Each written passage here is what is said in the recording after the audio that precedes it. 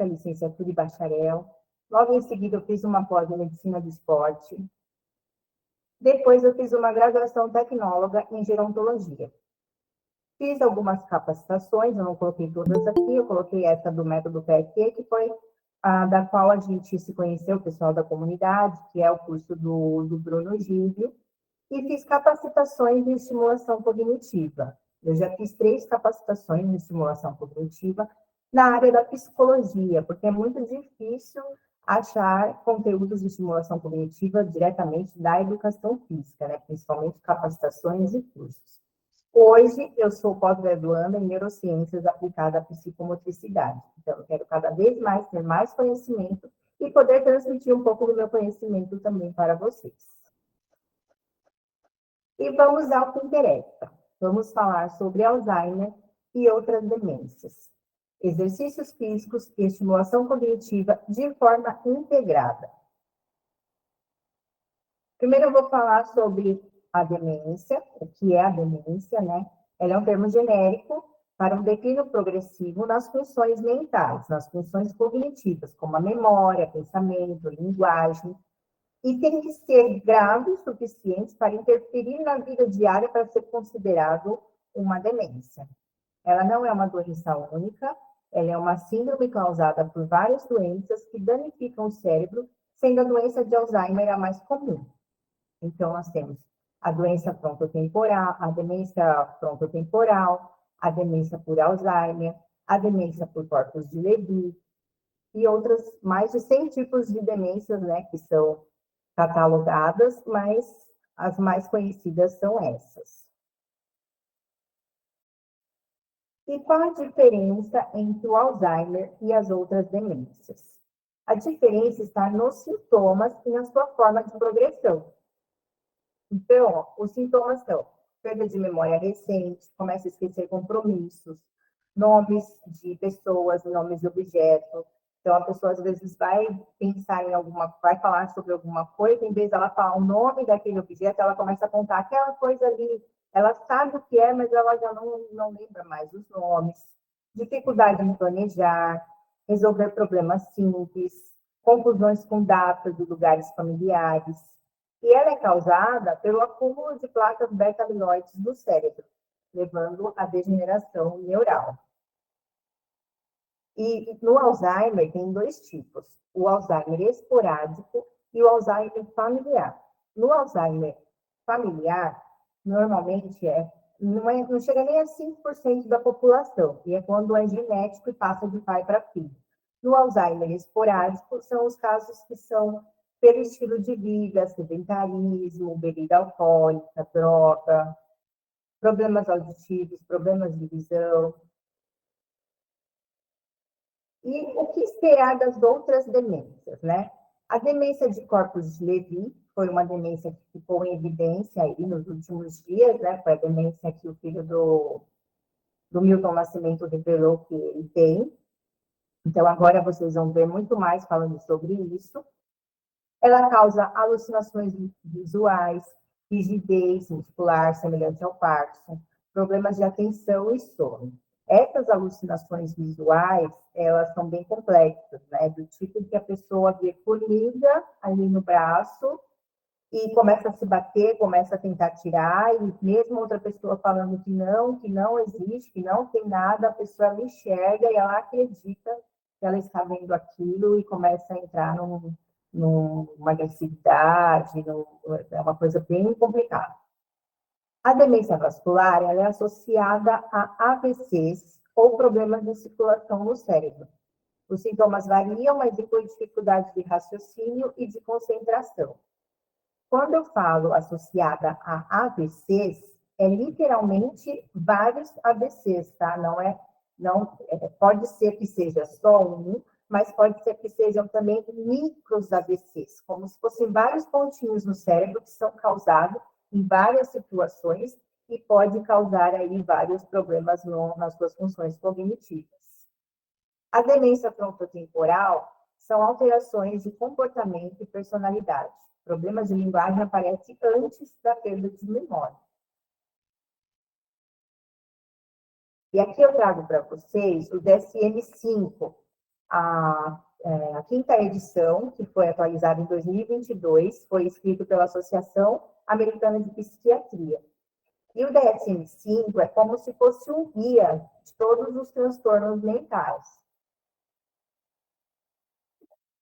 Nesse guia, eles esclarecem mais ou menos como funcionam as características de cada transtorno.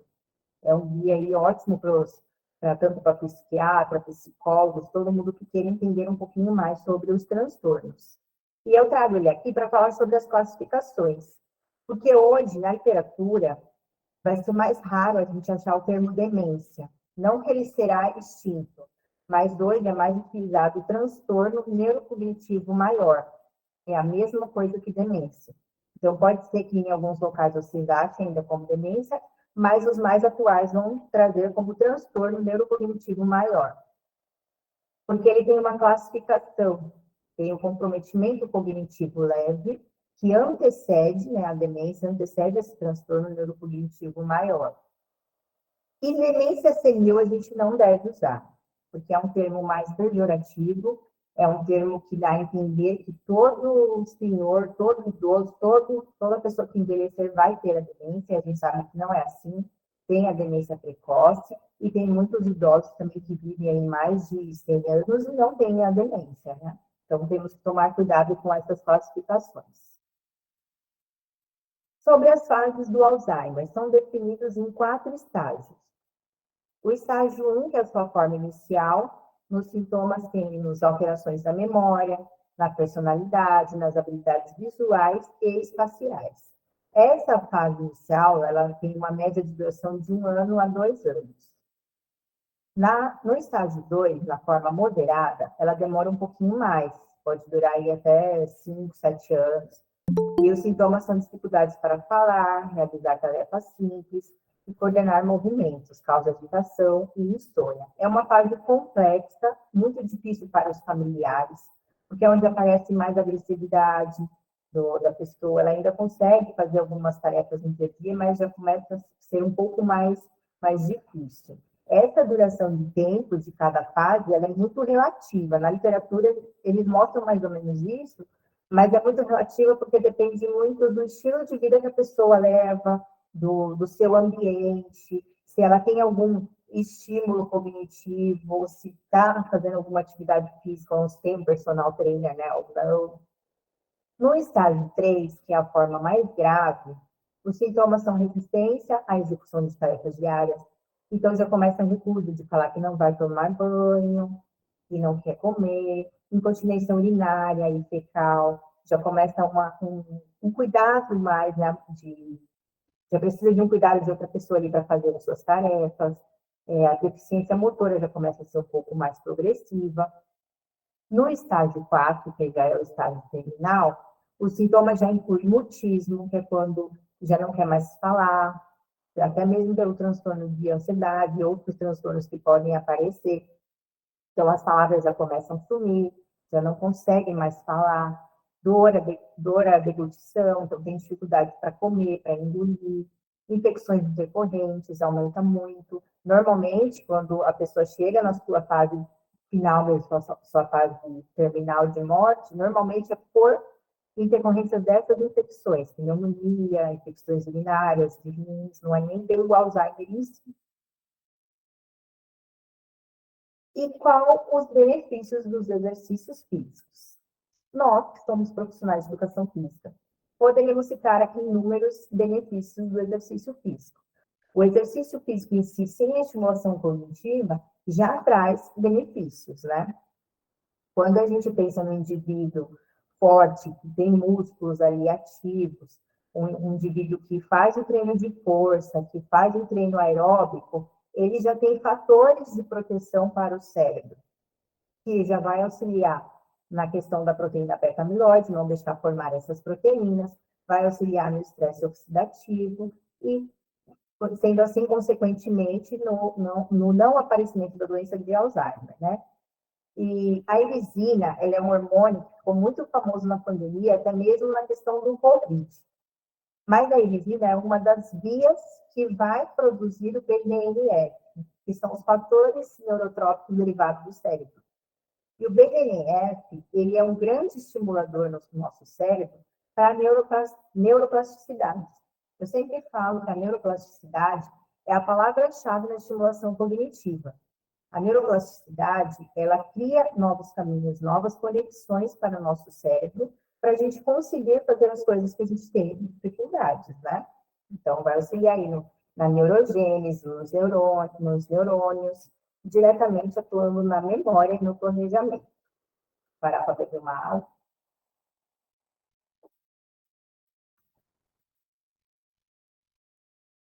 E o que são funções cognitivas que a gente sempre fala, quando a gente fala de demências, que afeta diretamente? Eu vou separar aqui como funções cognitivas e executivas. Quando vocês forem procurar algo sobre estimulação cognitiva, sempre vocês vão ver que vai estar assim, separado como memória, atenção, linguagem, raciocínio e funções executivas. Porque dentro das funções executivas, a função executiva é como se ela fosse a controladora de outras funções cognitivas. Então, um exemplo mais fácil para entender na nossa realidade de profissional de educação física. É como se fosse um treino multiarticular e os treinos isolados. Os isolados seriam a atenção, a memória, a linguagem, o raciocínio e a percepção, que são as funções cognitivas. E funções executivas. Dentro das funções executivas, ela consegue ter um controle das funções cognitivas de controle inibitório, flexibilidade cognitiva e memória de trabalho. Deixa eu comparar aqui um pouquinho.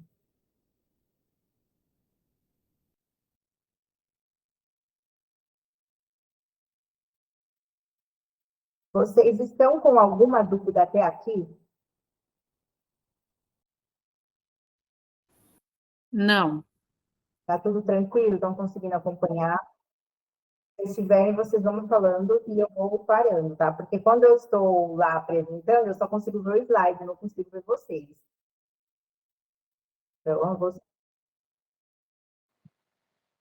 Tranquilo. Tá bom. Então, vamos lá.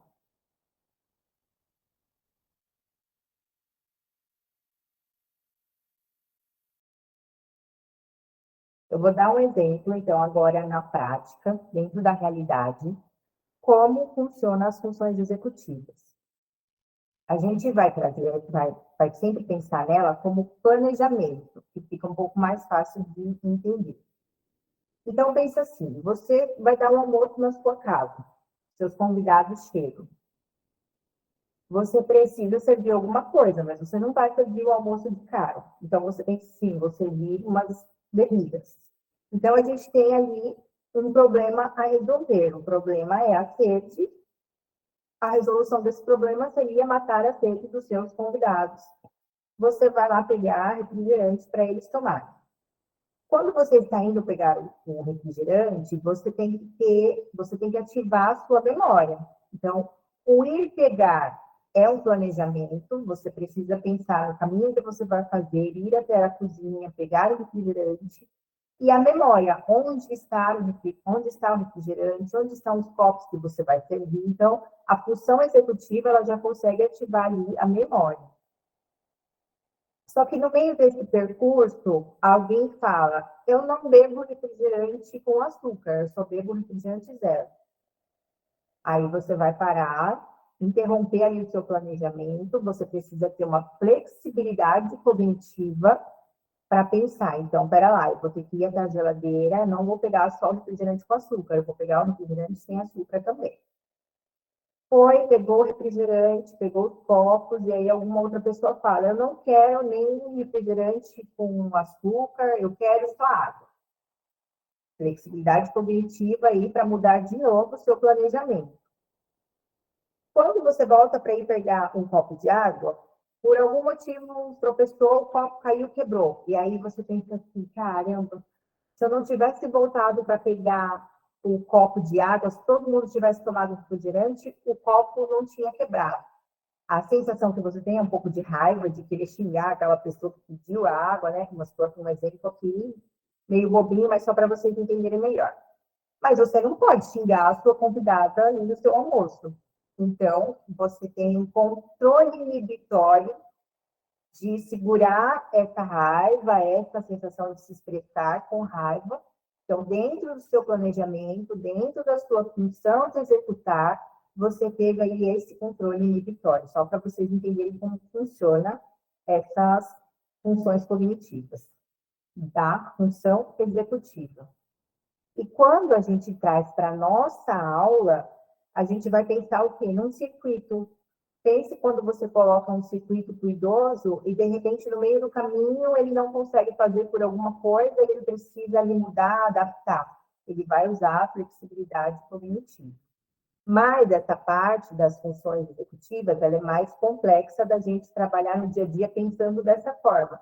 Quando a gente for montar um treino para o aluno, pensando nas estimulações, a gente vai pensar em funções executivas só como planejamento. É a forma dele planejar e executar. E aí a gente usa atenção, memória, linguagem, raciocínio, percepção e funções executivas como planejamento e forma de executar o exercício.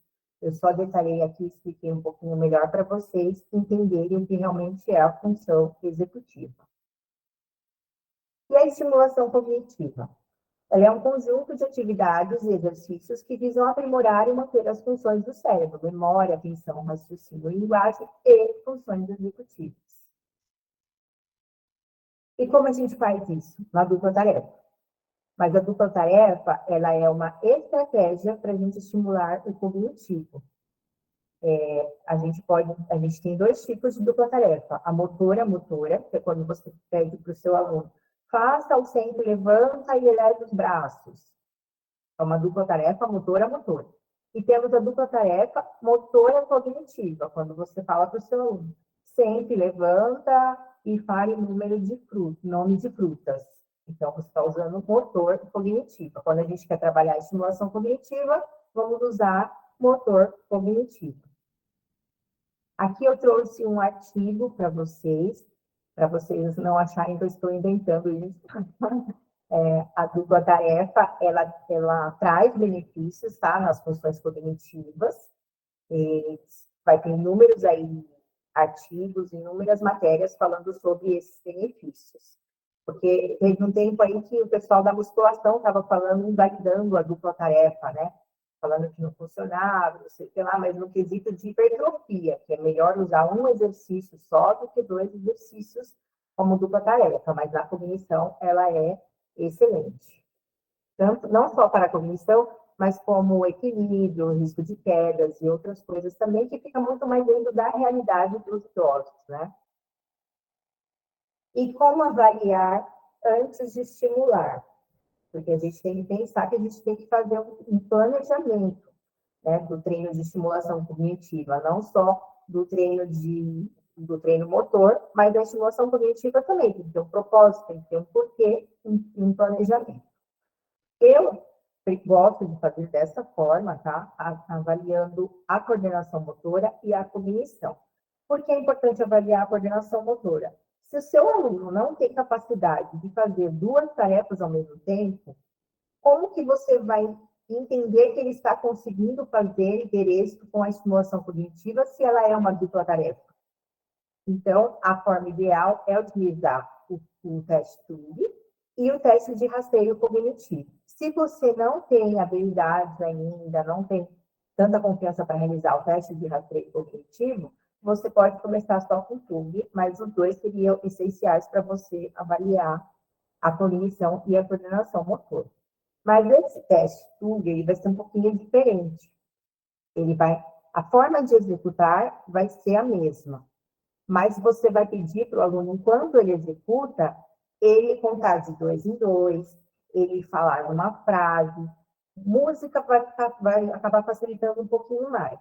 Nessa parte, eu sempre falo que cada um tem que ter um pouco da sua individualidade. Então, você como professor, você tem que montar mais ou menos um protocolo que você acha que enquadre para o seu aluno. Eu vou dar um exemplo. Eu tenho um aluno de 68 anos, que ele é diretor de uma empresa multinacional. Eu vou falar para ele contar de 2 em 2 enquanto ele faz o teste? Não, eu vou falar uma coisa mais difícil. Mas aí, quando eu for reavaliar ele vai ter o mesmo protocolo. Então, até nisso, a gente tem que individualizar. Não é um teste padrão como os testes físicos que a gente faz para os nossos alunos, tá? Apesar que até os testes físicos a gente tem que adaptar algumas vezes. Mas só para vocês entenderem como que vocês podem avaliar nessa forma inicial, de acordo com a alfabetização do aluno, de acordo com seus conhecimentos cognitivos. E os testes de rastreio cognitivo, eu trouxe 3 aqui que eu acho que são essenciais. O mini exame do estado mental, porque ele já consegue rastrear de formas globais, ele abrange orientação temporal, espacial, memória imediata, cálculo, atenção, linguagem e habilidades construtivas. O MOCA, que ele é um pouco mais sensível do que o mini exame do estado mental, para as alterações iniciais de declínio cognitivo ou comprometimento cognitivo leve. Ele abrange as funções executivas, visoespaciais, atenção, memória, linguagem, abstração, educação e orientação. E o teste de fluência verbal. Ele avalia linguagem, memória semântica e funções executivas. Ele tem 2 formatos, tanto da memória semântica como a fonêmica. A memória semântica é a memória que você nomeia os objetos, as coisas, números, animais, frutas. Então, ele consiste em falar o maior número de animais que lembra em um minuto, ou objetos, outra coisa. Na fonêmica, você fala, o aluno fala com palavras que comecem com a letra F, palavras que comecem com a letra P. Então, não tem um objetivo direto de ser só objetos, só animais. Você pode falar uma letra e o aluno vai falar em um minuto quantas palavras ele conseguir aí achar na sua memória. E na prática, como a gente faz para integrar o treino motor e o cognitivo?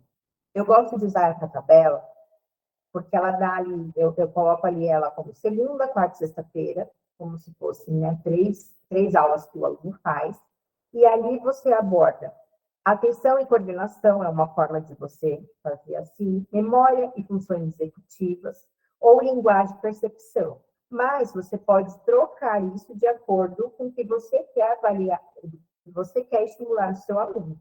Vamos supor que o seu aluno está com muita dificuldade ali na memória e nas funções executivas. Você pode trabalhar as 3 vezes durante um certo período, ali 8 semanas, o que você for avaliando e achando necessário. Mas esse quadro ele fica bem fácil para entender, principalmente se for um aluno que não tem nenhum comprometimento cognitivo e você quer apenas estimular para fortalecer as funções cognitivas. E aqui tem um exemplo de uma atividade de atenção e coordenação. Na estimulação cognitiva, é muito interessante você utilizar bastante circuitos, cores, porque você consegue estimular bastante coisa ao mesmo tempo, né? Então, aqui eu dei um exemplo de desenvolver atenção sustentada e coordenação motora global. Como fazer? Montar um mini circuito com cones, fitas ou objetos no chão, e aí cada cor vai responder a uma ação. Então, aí depende do que você pode montar um circuito que você pode mostrar para o seu aluno um card com a cor vermelha, ou você só falar, quando você falar vermelho, o aluno bate palma. Azul, toca o pé direito no cone. Amarelo, girar os ombros. Então, quando o aluno estiver realizando o circuito e ele ver a cor, ou você falar a cor, ele tem que fazer o que corresponde cada cor. Ele vai estimular a atenção sustentada e alternada, porque o aluno precisa perceber e reagir ao estímulo correto. E vai estimular a coordenação motora também. Memória e funções executivas. Sequência motora com memorização. Objetivo: trabalhar a memória de curto prazo e coordenação motora sequencial. O profissional vai mostrar uma sequência de 3 a 5 movimentos: levantar os braços, bater palma, tocar os ombros e agachar. O aluno observa e depois repete essa sequência. A cada rodada, ele aumenta um rendimento na sequência. Vai estimular a memória de trabalho, vai precisar lembrar a ordem dos movimentos e a função executiva exige organização e planejamento para executar a sequência. Quando você coloca uma sequência de memória, dependendo da fase que o seu aluno está também, você pode trocar a ordem, você pode falar uma sequência, depois você, além de você aumentar o número de movimentos, você pode inverter a ordem, depois ele tem que fazer de trás para frente, porque aí é uma forma melhor ainda dele conseguir ativar as funções executivas. E aí você pode também adaptar para grupo, dupla, linguagem e percepção. O objetivo é estimular a linguagem verbal, a fluência semântica é de nomear coisas e animais, frutas, e coordenação motora rítmica. Durante uma caminhada, pode ser em linha reta ou em círculo, o idoso deve falar palavras de uma categoria. A cada passo ou movimento, você pode dar ritmo para ficar mais dinâmico, né? Frutas, nomes próprios, objetos da casa, cidades. Essa parte de objetos da casa é muito interessante, porque já trabalha um ponto muito bom, que é o lado emocional. Então, quando você usa coisas do idoso, ainda mais para nós que atendemos a domicílio, você consegue cativar ele muito mais para fazer os exercícios. E o lado da estimulação cognitiva, você trabalha com as emoções. E isso é uma grande chave, assim, para você ter mais resultados, sabe? Quando você trabalha com as emoções do aluno, ele se envolve muito mais e ele tem prazer de fazer aquilo, né? E aí você pode aumentar o desafio usando a fonêmica, que é pedir para ele falar as palavras que comecem com a letra P, e aí a cada palavra, a cada nome, dizer o nome de animais e tocar o ombro a cada palavra. Só que aí você pode colocar o ritmo. Então, cada passo que ele dá, ele fala uma coisa e toca no ombro. Você vai aí usando a sua criatividade para ir estimulando. E a estimulação vai ser ativa, vocabulário, influência verbal, percepção auditiva e ritmo. Quando a gente fala na linguagem, é a forma de se expressar, é a forma com que ele entende o que você está falando e a percepção também, tá? É a forma com que ele percebe as coisas ali ao redor dele. E também pode trabalhar com caderno de estimulação cognitiva. Eu criei um caderno de estimulação cognitiva para poder trabalhar com os meus alunos. E foi daí que eu comecei a querer estudar um pouco mais sobre a estimulação cognitiva, sobre as demências. Eu tive uma aluna que começou a apresentar o declínio cognitivo por conta de micros AVCs, que foi da demência vascular, e foi uma ótima ferramenta para usar com ela nas aulas, e não só nas aulas, mas para estimular ela a fazer em casa, porque ela não só ficava na TV, não tinha tantos estímulos assim. E os lápis de cor, pintar, mexer com as emoções, com as questões que estavam ali, mesmo que no começo ela não conseguia fazer sozinha, ela não conseguia pintar dentro da linha, ela não conseguia escrever, hoje ela já consegue, ela começou a treinar isso, consegue. Então, no começo, a cuidadora que auxiliava, mas foi uma grande proposta, assim, para ela sair daquele momento que ela estava do declínio cognitivo, né? E quando utilizar? A gente pode utilizar no início da aula, como pausa ativa ou fim da aula. Então, eu sempre falo, nós, profissionais de educação física, nosso objetivo principal é a gente trabalhar o físico, mas a gente sabe dos benefícios da estimulação cognitiva e a gente pode trabalhar de forma integrada ou em momentos pontuais, nunca só uma aula de estimulação cognitiva, a não ser que, assim, o aluno está ali muito debilitado, você não, às vezes é melhor você estar ali com o aluno passando só a estimulação cognitiva para ele se sentir bem do que você cancelar a aula. Mas a gente sempre tem que estar atento que só o trabalho de estimulação cognitiva não é da nossa área. Isso seria um psicólogo, um neuropsicólogo, e a gente tem que estimular de forma leve, porque existe a reabilitação cognitiva, que nós não temos competência para fazer, só outros profissionais, como psicólogo, neuropsicólogo, e a gente vai estimular, claro que pode ter uma regressão, pode ter uma melhora, mas se a gente perceber que tem uma demência, um declínio cognitivo muito maior, a gente tem que encaminhar e direcionar para outros profissionais, mesmo a gente trabalhando com a estimulação cognitiva, tá? Porque aí ele vai ter que ter um acompanhamento um pouco mais intensivo. E a minha aula de hoje é isso que eu tenho para trazer para vocês. Cuidar de quem vive com demência é mais do que promover movimento, é despertar memórias, emoções e conexões. O profissional de educação física ele tem o poder de integrar o corpo e a mente, transformando o exercício em um caminho de dignidade, autonomia e vida com significado. Eu vou voltar aqui, que eu já nem sei mais onde eu estou.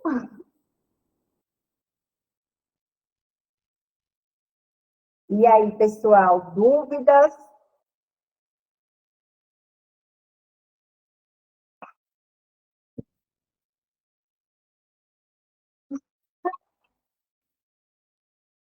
Eu sempre falo, se não tem dúvida, é porque entenderam tudo ou porque não entenderam nada. Ou também, às vezes, surgem depois algumas dúvidas, né? No dia a dia, ali, quando está trabalhando. Vocês já Boa noite, sabem, professora. boa noite. Personal sênior tá aí. Como que é seu nome? Professor Ramon. Isso, Amor. tudo bem? Dando as caras por aqui, conhecendo os rostos. E quando iniciou a programação, eu estava no meio do banho, mas aí eu levei o telefone para o banheiro e a gente vai. Não, Ai, já não, pensou? não, a gente teve a preocupação aí, mas assim, graças a Deus eu consegui participar devido à correria. Eu faço atendimento pela parte da tarde e os horários, às vezes, a gente está chegando e pega trânsito. Mas é assim, professora, bem interessante, é um tema que me chamou bastante atenção, porque entre os meus alunos eu tenho alguns alunos que tem dois com diagnóstico já de Alzheimer, né? Bem leve no início. Ainda hoje eu fui chamado pela uma filha, onde a mãe já está com indício de Alzheimer e tem duas tias que já estão já com um quadro já bem significante. Mas dentro da minha realidade, né, eu me deparei com uma situação também, eu ia lhe perguntar, demência provocada por remédios, né? E eu conheci o caso de uma senhora, hipotrenamia, rebaixamento de sódio e potássio, e ela passou, fez o acompanhamento todinho, né? Mas acabou ficando com umas sequelas, parte neurológica que afetaram a coordenação motora dela. E nesse meio tempo, aí, em coisa de um mês, 2 meses, ela ficou bastante debilitada com a parte de tremores no corpo, espasmo muscular. E eu entrei com a parte de atividade muscular, né, reabilitação gradativa, do simples, sempre trabalhando do simples para o complexo. E, para minha surpresa, nós tivemos assim um resultado bem bacana, bem maravilhoso mesmo, sabe? Em pouco tempo, eu falo assim, coisa de um mês, a gente conseguiu reverter bastante a parte motora dela. Olha só, tá vendo? Ela, ela recaiu bastante a parte dos ombros, não falava direito, a voz mesmo dela praticamente não saía. Dificuldade para amarrar o cabelo, para comer, para andar, ficou muito, muito abalada mesmo. Mas o que me chamou muita atenção foi a parte, né, a função cognitiva dela ficou preservada. Mas o olhar, o semblante dela me remetia a uma pessoa com demência. E aí, aquilo eu fiquei, né, conversei, fiz os testes, apliquei, eu tenho um caderno também que eu desenvolvi, a gente vai criando, a gente tem esse potencial. Montei um caça-palavra, a gente vai buscando. E os resultados foram, assim, surpreendentes para mim. O poder que nós temos na mão, né? Através da parte da reativação motora. Usei aquele mini bicicleta ergométrica, trabalho de resistência. Inclusive, eu vou mostrar para vocês aqui. Eu vi a indicação no grupo, chegou hoje. Olha, consegui ter um plano. E a gente vai trabalhando, a gente vai se reinventando e a dinâmica do grupo ele só reforça isso, o propósito da gente trabalhar, somar esforços, compartilhar a vivência de caso concreto, né? E aí eu lhe pergunto, você tem conhecimento dessa questão assim, ou é um caso isolado que aconteceu com essa aluna? eu nunca atendi nenhum aluno nessa situação, né? Mas eu já ouvi falar de casos que pode acontecer sim. A interação medicamentosa, ela é muito complexa, né? E às vezes uma medicação misturada com a outra pode ocorrer esses casos. Eu não sei se ela chegou a fazer uma avaliação neurológica com exames de imagem, tomografia, se teve alguma apresentação ali no seu sistema nervoso ou não, como é que foi? Foi o diagnóstico foi isso? Não, foi assim.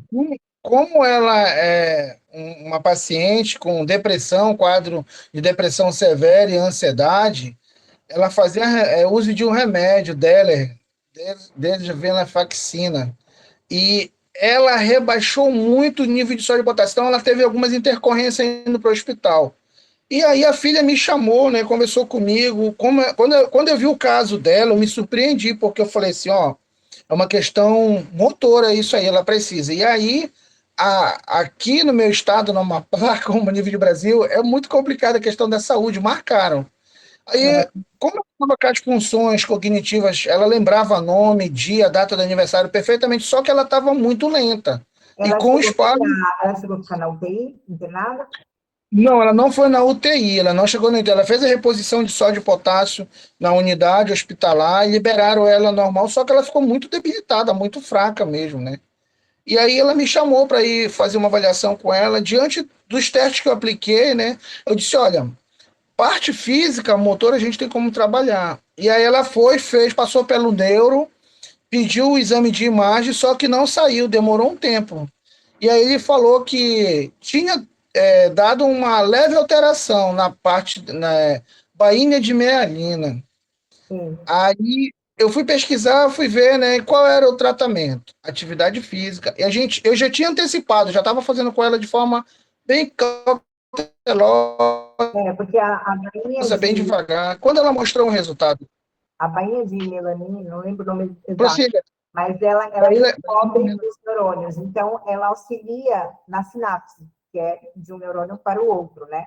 Então, ela teve um comprometimento nessa parte, então fica mais difícil a neuroplasticidade, que é o que a gente fala, tanto de desenvolver caminhos novos. E quando você entrou com o exercício físico, você promoveu essa neuroplasticidade dela achar caminhos novos para ela recuperar e fortalecer as suas funções cognitivas. a estimulação, né? A estimulação veio justamente através aí da parte físico-motora. E aí ela tá bem legal, bem bacana, vem progredindo bem legal, né? E ela já pegou, a filha pegou e vai retornar com o neuro dela. Mas Uhum. assim, dentro da prática, da vivência, ela melhorou bastante. Me chamou muita atenção porque é um tema que hoje a gente cada vez mais está bem envolvido, né? Por se tratar de idosos, é um público que a gente tem que ter ali essa vivência, tem que ter segurança para trabalhar, para aplicar, né? E conhecer. Foi bastante desafiador para mim, assim, entender, mas eu fiquei muito feliz com os resultados. Bem bacana. Isso, bainha de Bahia, mielina. Bahia de Mielina, bem legal. Parabéns pelo seu trabalho, é muito gratificante mesmo. A gente tem esse poder, mas a gente precisa estudar cada vez mais, né? Porque Sim, eu falo assim, eu estudando agora neurociências, eu falo, meu Deus, é tanta coisa. Parece que a gente não teve quase nada assim na faculdade, sabe? De anatomia, em é, relação ao cérebro. E aí tem hora que dá um nó na cabeça. Será que eu estou realmente no caminho certo? Será que eu vou conseguir ajudar esses idosos, principalmente os que têm demências? Porque quando a gente fala do cérebro, é muito complexo. E aí, mesmo que a gente tenha lá as características de cada demência, de cada indivíduo, você vê como vão aparecendo coisas. Olha o seu caso, por conta de medicação, olha como sua aluna ficou. E, de repente, você se vê nessa situação e você fala, será que eu vou conseguir? Será que eu sou capaz?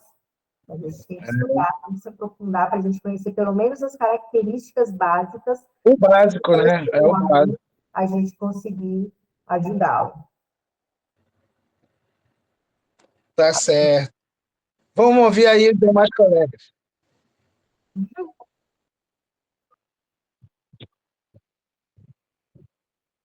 É legal,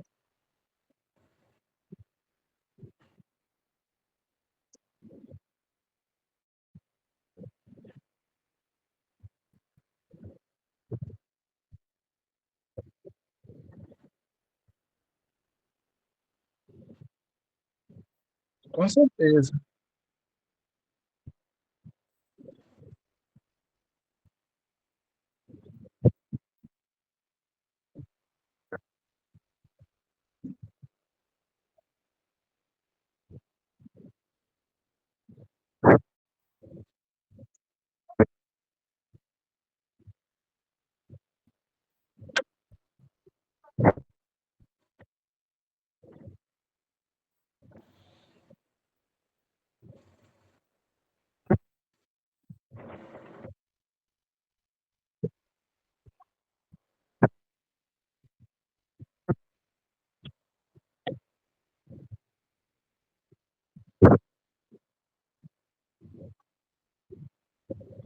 Sim. É,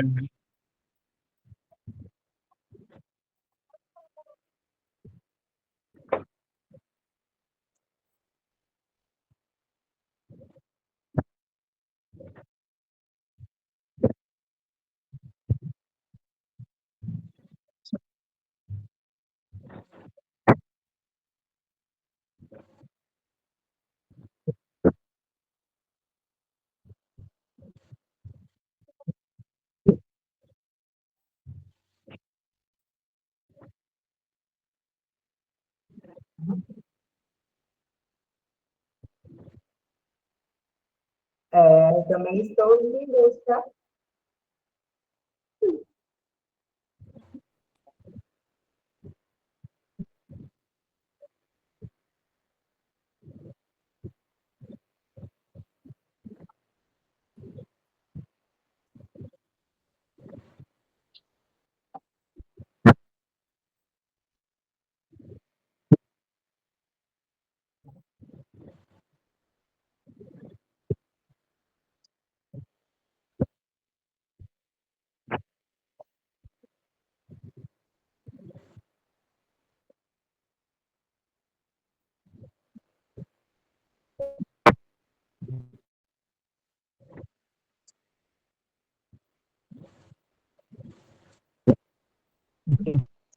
Já é eu sempre falo, é mais ou menos um direcionamento do que a gente pode construir. Da mesma forma que a gente faz a periodização dos nossos treinos físicos, a gente consegue fazer a periodização aí da estimulação cognitiva.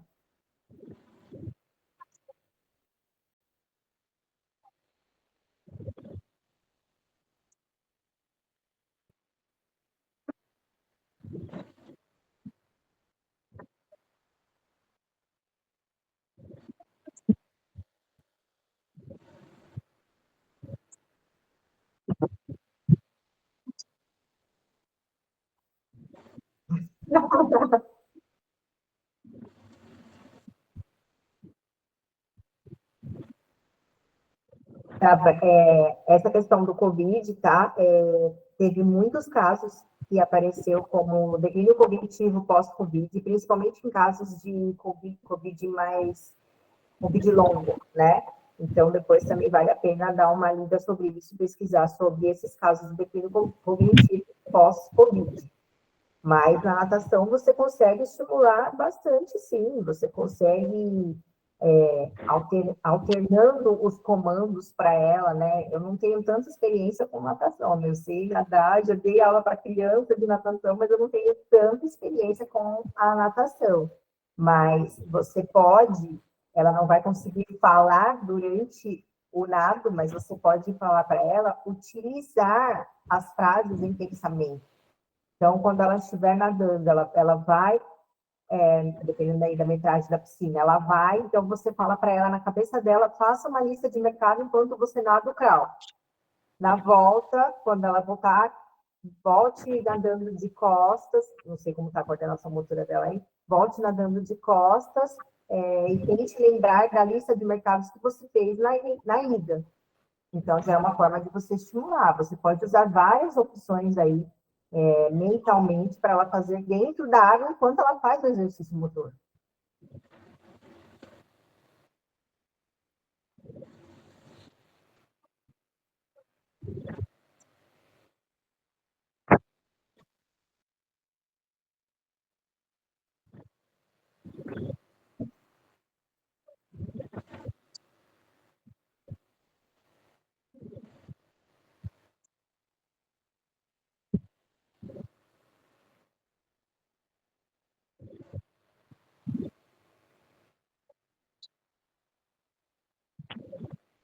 E aí consegue.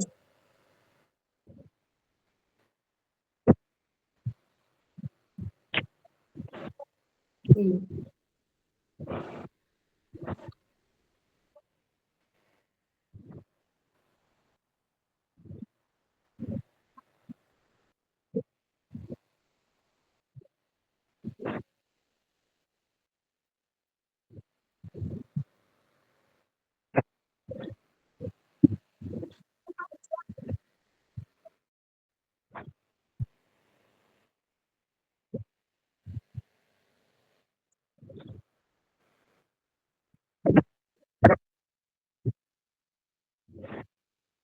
Na prancha, na prancha. Tem a pranchinha também. E uma Coloca a proposta. prancha, joga as bolinhas coloridas na piscina, dependendo do nível de profundidade, né? Trabalhei muito com natação adulto, criança, com reabilitação também na água. A gente joga cada braçada, por exemplo, ele vai delimitar. Só o braço direito vai pegar a bola vermelha. A cada braçada, ele pega a bolinha e vai jogando, vai carregando, vai adaptando. Tem força, tem uma infinidade. Ó, a Rosane falou que tem espaguete colorido, que dá para utilizar também. Dá para utilizar aí, dá para usar a criatividade. E uma proposta também que você pode fazer é perguntar se ela não quer fazer um treino personalizado com você e você puxar ela também para o Eu treinamento já de ia, eu já ia falar. força em si, porque o Já treino de já força tá o é produto aí, já tem uma clientela. exatamente. A Estela também falou alguma coisa aí, eu ouvi a mensagem, mas não sei mais.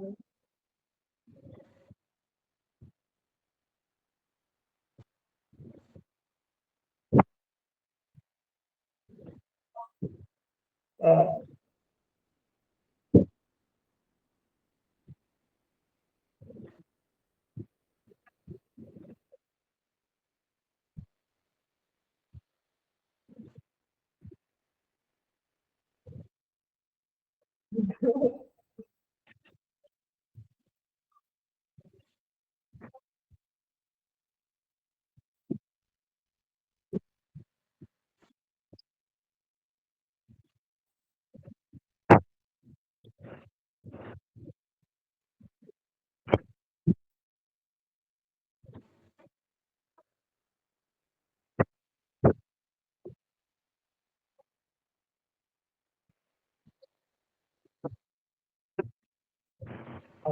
e o ataque isquêmico transitório está sendo muito recorrente nas pessoas por conta de estresse.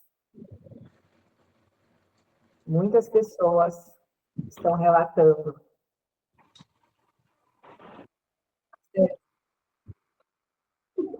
Abre o microfone aí, vamos falar, pessoal.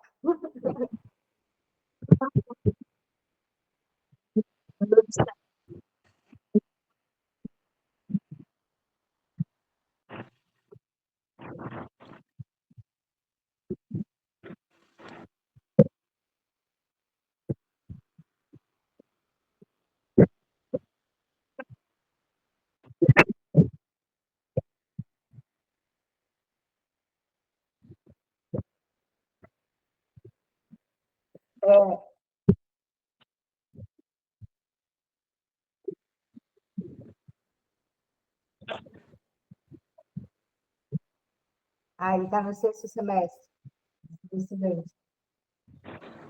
Ele é estudante, ó, sexto semestre, ele colocou ali.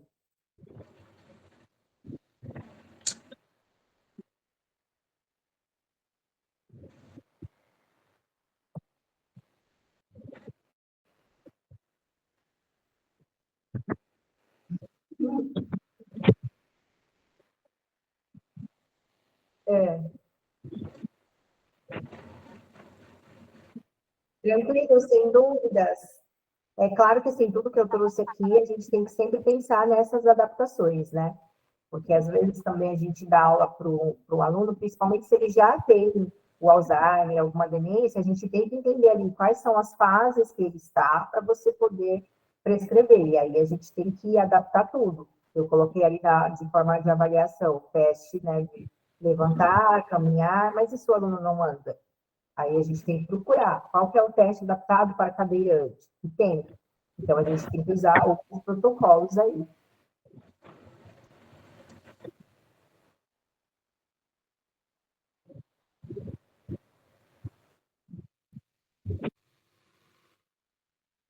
É, também.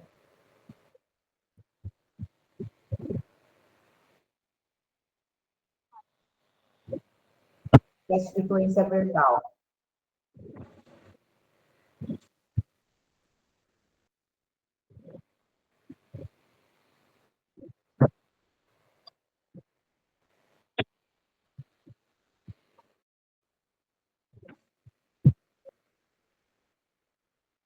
É por isso que eu até comentei, se não tiver ainda experiência, não estiver seguro para aplicar os testes, fazer só o TUG, fazer uma coisa mais simples para você ir ganhando experiência, vai treinando em casa, fazer um teste aí com a família, para depois se sentir seguro para aplicar.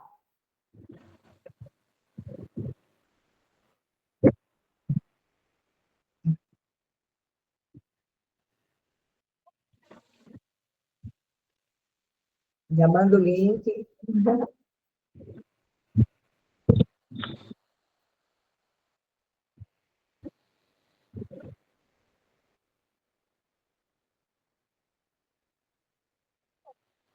Foi daí que a gente começou a ler. Eu quero. Eu já quero comprar para trabalhar meu arsenal. O meu eu montei assim muito rápido, foi uma coisa assim criativa mesmo, em cima da hora, de improviso, para mim tentar trabalhar e chegar ali, né?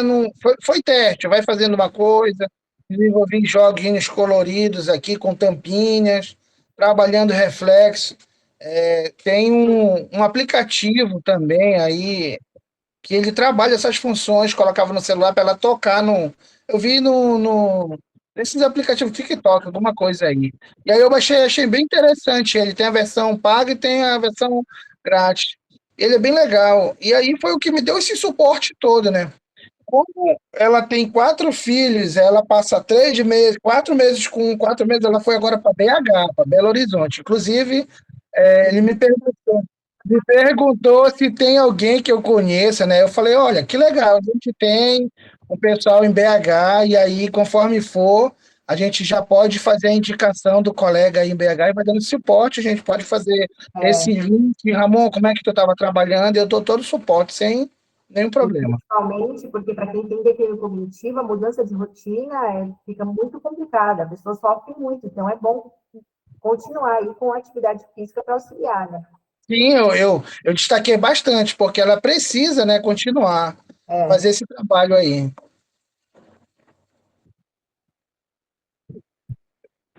foi.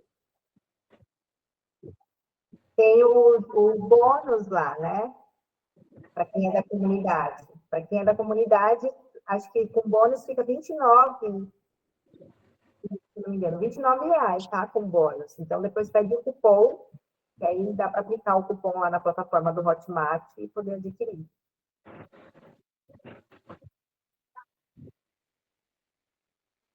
Você pode é.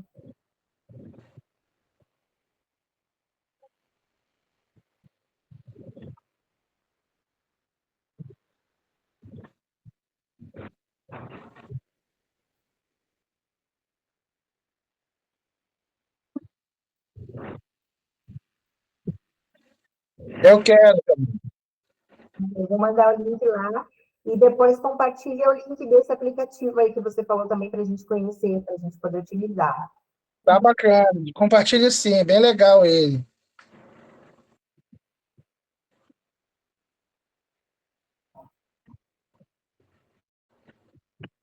Foi tranquilo?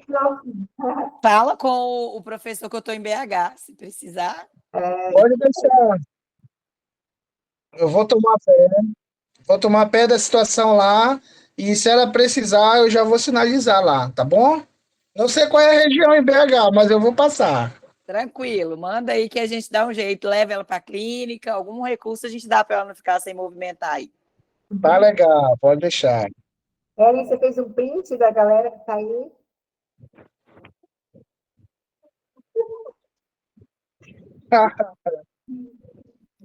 Se arrumem, quem está aí com a câmera desligada, apareça, gente.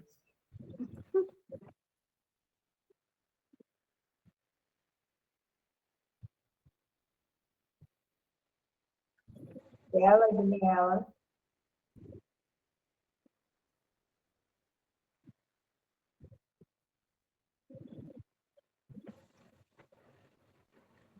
Aline ligou.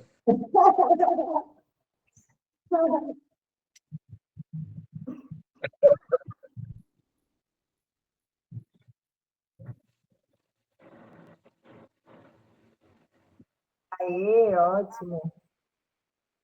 Opa, você está virando agora, agora que você fica de lado.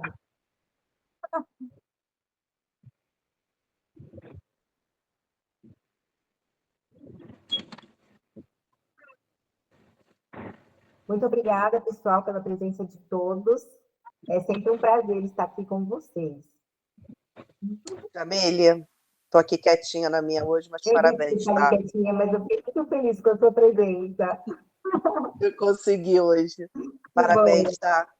Tá cada vez mais sensacional, cara, tá demais. Parabéns mesmo. Tô muito feliz Obrigada, por gente. você. Tô muito feliz aí pela tua evolução, por tudo. Muito obrigada. A gente está começando esse projeto, né? E a gente está aí cada vez mais tirando o frio na barriga, o medo de se apresentar e de falar. Um dia, um dia eu perco esse medo. Isso aí.